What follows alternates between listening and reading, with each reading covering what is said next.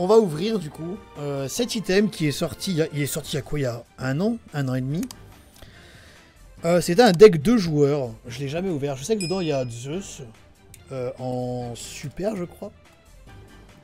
C'est aussi la boîte de laquelle sont partis Doc et Zulu pour faire leur série de vidéos, que je vous conseille d'ailleurs, parce qu'elle est vraiment très très intéressante.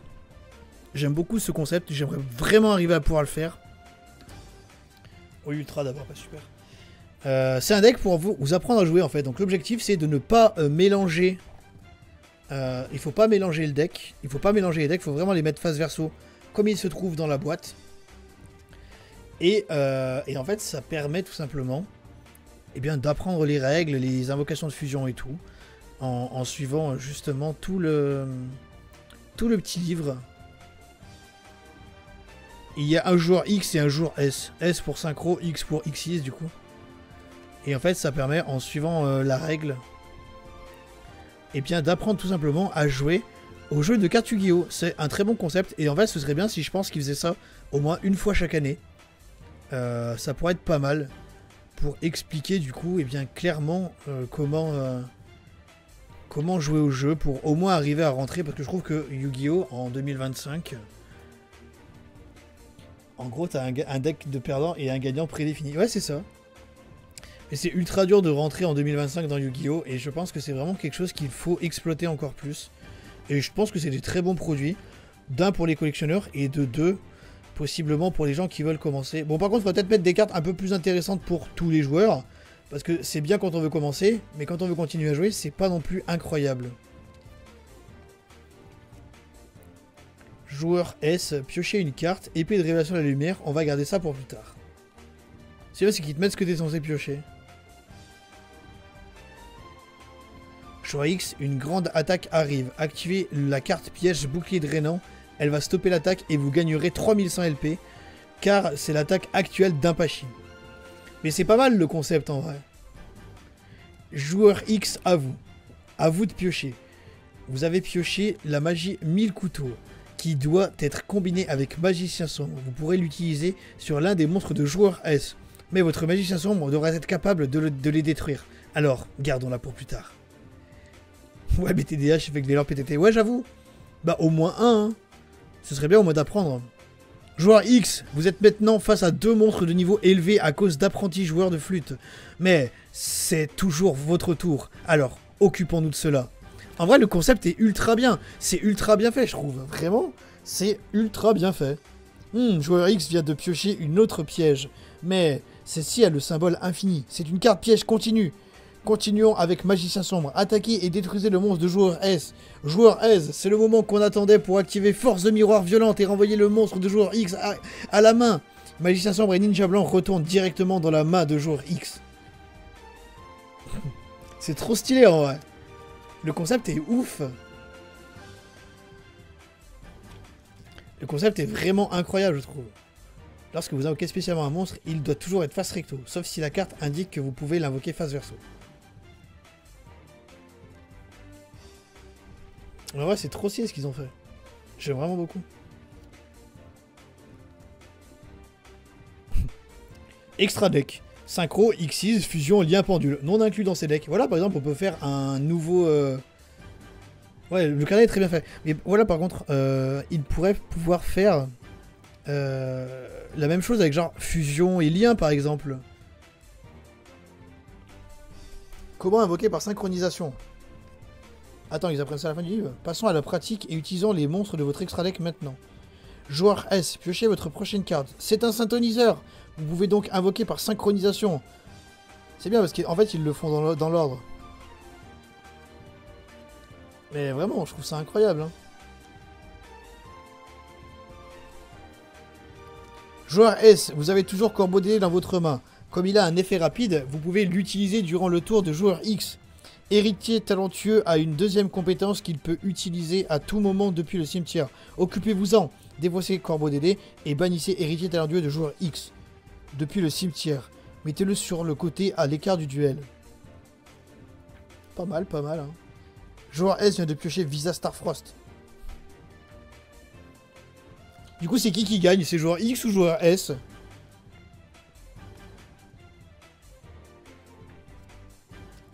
Moi, c'est ça la question que je veux. Je vais arriver à la fin de l'histoire pour savoir qui gagne.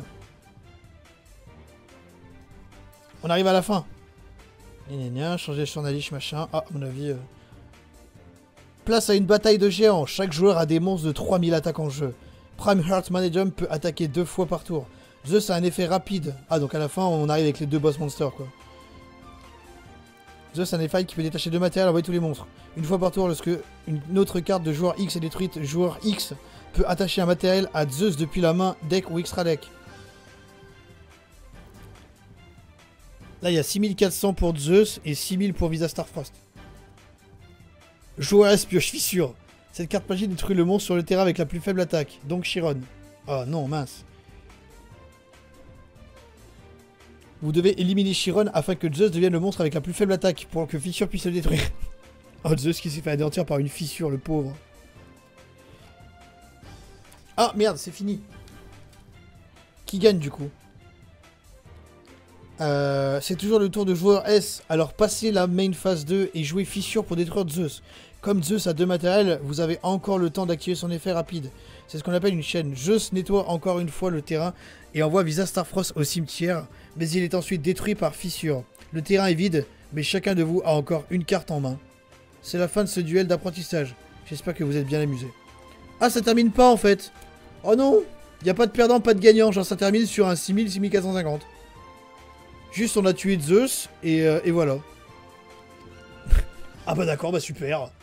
Oh non, quelle horreur, t'arrives à la fin du livre, il s'est rien passé genre. Que faire maintenant? Construisez votre propre deck. Draw phase, standby phase, main phase, battle phase. Ok. Découper ces jetons pour les utiliser. Vraiment, ils veulent que tu découpes genre des micro trucs qui font la taille d'un ongle pour en faire des jetons. Un peu abusé, non? Vous voulez en apprendre encore plus? Scannez le QR code et rendez-vous sur Cardcom pour les débutants. Mettez pas d'espace là surtout. Hein. Ah non mais d'accord, c'est Yu-Gi-Oh! Cardcom EUFR pour les débutants. Et regardez les vidéos d'apprentissage pour vous améliorer. Ah, je devrais peut-être commencer par là du coup. En vrai c'est stylé. Je trouve que le produit est sous-coté. Bon, les decks sont peut-être nuls pour les gens qui veulent, enfin qui connaissent le jeu. Mais en soi, je trouve que c'est vraiment une super idée ce qu'ils ont fait là. Bon maintenant, voyons voir ce que les decks valent. Stop, ne mélangez pas ce deck. Stop, ne mélangez pas ce deck. C'est pas mal, hein. T'inquiète, on va pas le mélanger. Alors, l'ouverture facile, comme d'hab, on la cherche. Hein. Elle est là.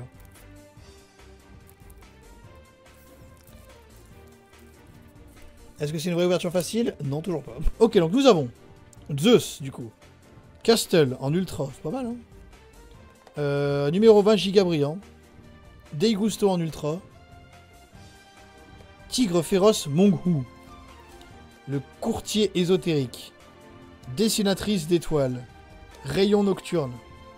Contrôle attractif. Si votre adversaire contrôle minimum 3 monstres, ils ne peuvent pas déclarer d'attaque. Ah ouais. Changeur d'étoiles. Magicien Gagaga. Esprit de combat. Fardeau du puissant. Barbaros. Balançoire des souvenirs. Gyroïde. Usine de production de masse des ténèbres. Graal. Hache gravitationnelle. Le plafond de pique. Livre de la lune. Typhon d'espace mystique.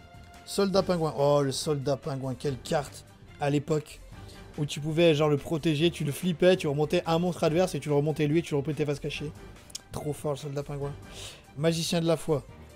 Chiron le mage. Magicienne des ténèbres. Renaissance X6, j'adore cette carte. Gru-Gru. Héritier talentueux. Surnalish le seigneur d'or. Cyberdragon. Appel de l'étranté. Ristourne. 1000 couteaux.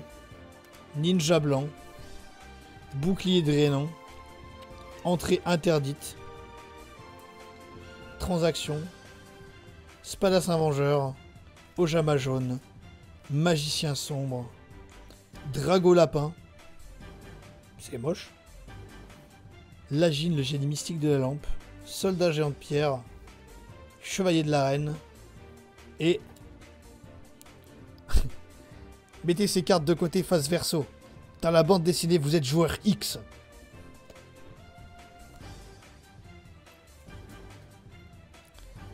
Il y a sur la liste juste dans un deck, tu vois qui gagne à la fin. Personne gagne à la fin. C'est un match nul.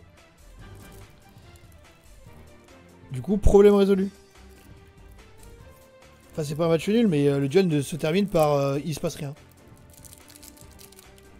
Je ne sais même pas ce qu'il y a dans ce deck en ultra. Si, je crois il y a Dragon Corail.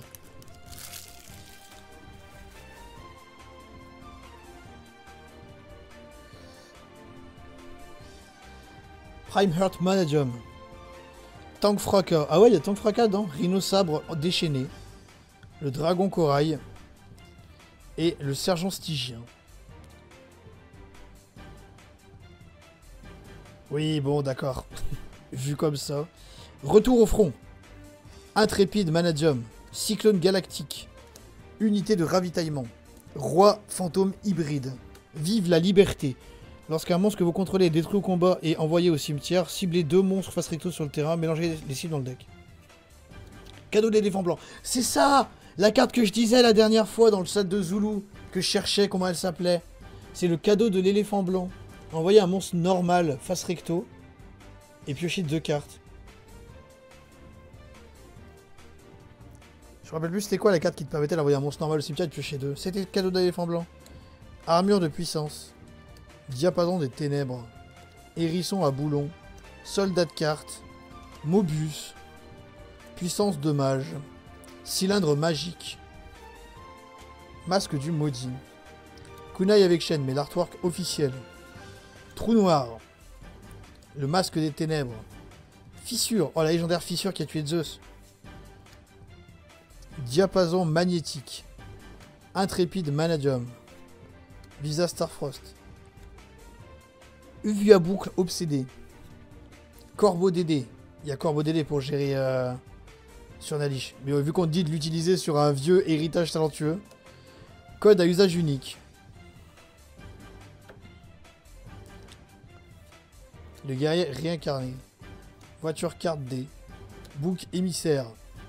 Force de miroir violente. Koeto est d'entrée dans l'espace. Pas de chance. Il a ripé. Il s'est pris les pieds dans une comète. Apprenti joueur de flûte. Cavalier de soutien. Ciblez un monstre face recto sur le terrain. Jusqu'à la fin de ce tour, il gagne 1500 d'attaque. Ok. Épée de révélation. Ah putain, il le retour lui.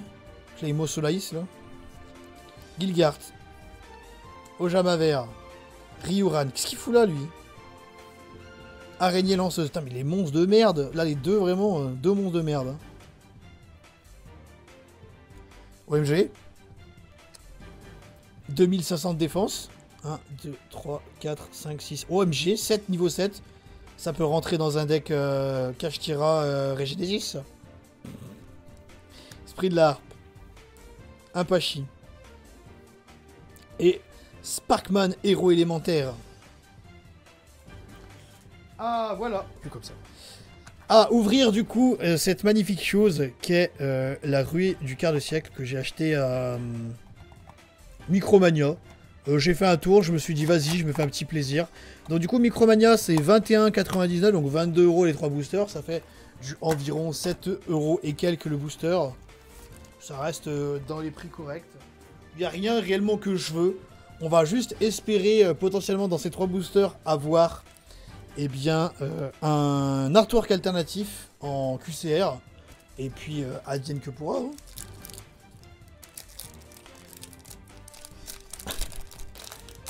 Soyons ambitieux.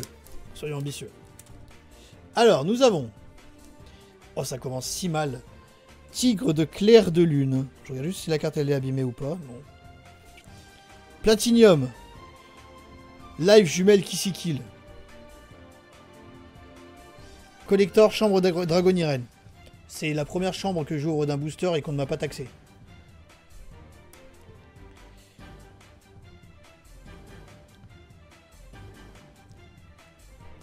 Platinium. Showstrap. Oh yes! Trop bien. Bon, dommage que ce soit pas une QCR, mais je suis trop content d'avoir une Showstrap en Platinium. Bon, j'en ai déjà une, mais trop content. Et enfin, un super cuirassé canon ferroviaire en ultra. Pas mal le booster en vrai. C'est bon, j'ai. Celui-là, comme l'a taxé.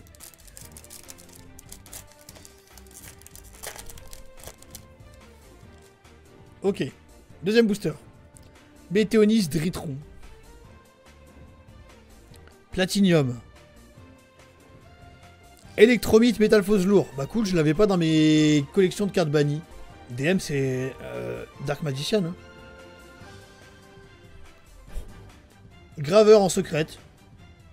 Ça va en vrai. Hein. C'est pas si mal.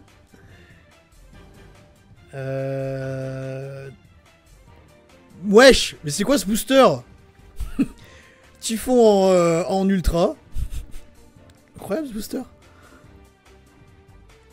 Et wesh. C'est quoi ce booster? Oh, il était incroyable celui-ci. J'ai eu H, Typhon, Graveur.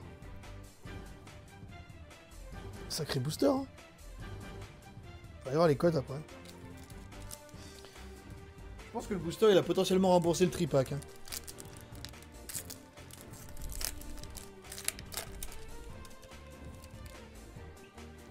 Ok. Abyss Spike, on s'en fout. Derrière, nous avons en Platinium. Ouais, super. Gire Gigantix. Derrière.